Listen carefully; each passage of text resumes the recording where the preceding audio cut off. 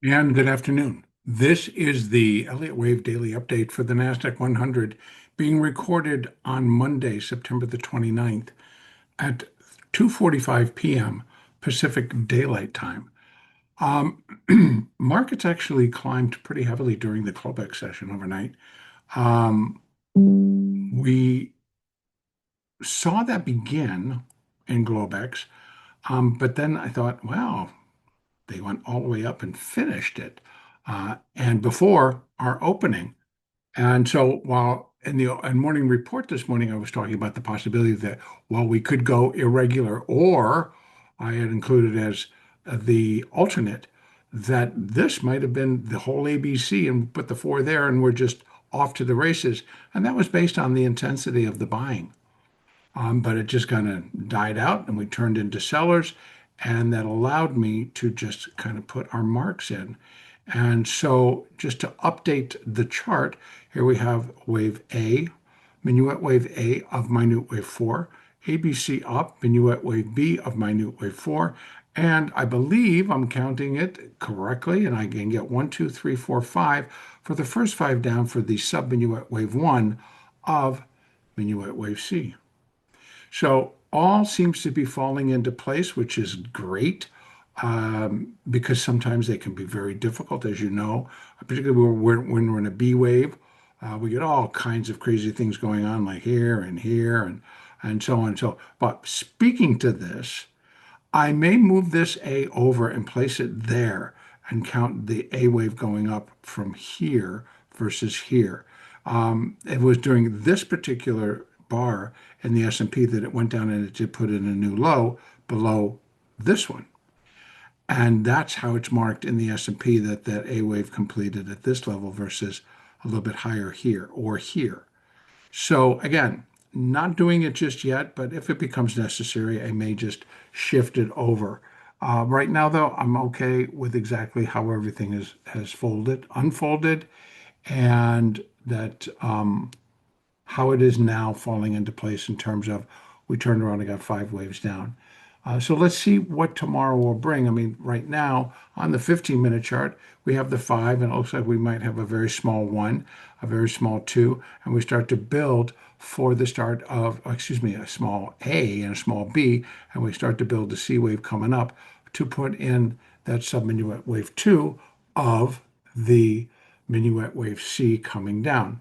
So just to kind of take a peek at that, we're going to run some retracements and we're just going to take a look. We have 50 to 62%. That's 24,877 to 24,900 actually. So I'm going to leave those on. I'm going to put them in the proper color and the proper shape. And we're just going to mark them 50, 62%. And I think that probably should be about it. And so we just get those 2 markers on there for our resistance for this small wave 2. And from where we are, if they go up to 900, that's a pretty nice rally. So we'll see what they kind of come up with.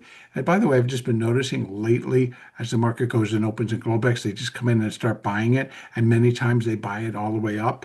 Um, Pretty much even overnight, and then suddenly they stop once Europe opens. Now, getting a little bit more detail on the C wave coming down. As we know, C waves can be very powerful. C waves, their closest cousin in Elliott, are third waves. They're normally very powerful. They're very long. They have subdivisions within them. And usually, again, within that third wave, inside of the C wave, we get a breakdown, another subdivision where wave 3 breaks into its own third. So we have a 3 of a 3 type move. And again, if it got down to only 100%, that's 25,358. That is below the low of wave A. So technically, on an Elliott basis, it could be done. Technically, because it meets the expectations as long as we come down in 5, as long as that C wave is 5, and we put in a new low below wave A, well, then it works. And 100%, that where wave C would be equal to wave A is the most common. So we got all that going for it. Next down would be 1.618, and that's 23,983. Again, this is all for that C wave. And that, I think, is also a very high candidate for that. But now if we're going to go full, which means we're coming into that price territory of that previous fourth wave, and let me just open this up again to the daily. So we're going to be looking at that 1.618. You see how it is inside the price territory. So bringing it back down to that hourly chart. So 1.618 at 23,983 does dip into the price territory of the previous fourth wave. Now, 2.618 at 23,375, which would not surprise me. We got a lot of stuff going on. We've got tomorrow is a quarterly expiration. We got everything, all the things are going to happen as we come out of that expiration. We also have the government going to go into talks tomorrow, or they're talking today. Who knows exactly when that's going to take place, or what, if anything, is going to come out of it. And I'm looking right here, and we got it right there. That Democrats head to Trump meeting as shutdown deadline nears. That's the second update. So obviously nothing's coming out. They're still in there discussing. So if it's not going to be copacetic with them, that there's still going to be a battle and there's still not going to be an agreement, and things get to pushing and shoving, and the government shuts down, well, then we might have an initial response. And I'm not going to say that it's something that absolutely has to happen, but one would take it in, and algorithms that are operating at all times would take it in. It's like, that's negative. That's a negative move. That's something that we don't really can pinpoint what would happen, what happens to the economy, what happens to the markets. So again, we might get that negative reaction initially, and all we need is just to get it down into here, get it inside that third wave and let it just kind of fly, get a fourth and then a fifth and be done with this. And then everything gets resolved and we go flying back up in a minute fifth wave. I mean, if we had to go try to figure out, okay, what's going to cause it to come down and what could cause it to stop and go back up, well, that would be one thing. So, not that I think that we should be doing that, but we're always going to kind of be looking at, well, what could the catalyst be besides gamma levels, besides options trading, besides which have a very big part in what happens and how the market moves. So again, leaving that up to the market, but that is a possibility. And if we come flying back down, this would be, going full bore to that 2.618. And here's our first marker as 0.236 for the minute fourth wave. And that would put it definitely in the price territory and close to the terminal, close to the terminus for that wave four. So that one's a high candidate. This one is too. This one not so high, but acceptable. So again, I'm hoping that we continue to just form as expected or perform as expected, being that we get clean fives, we get clean threes, and we continue to just move and form this five waves down to put in that minuet C wave and that minute wave four.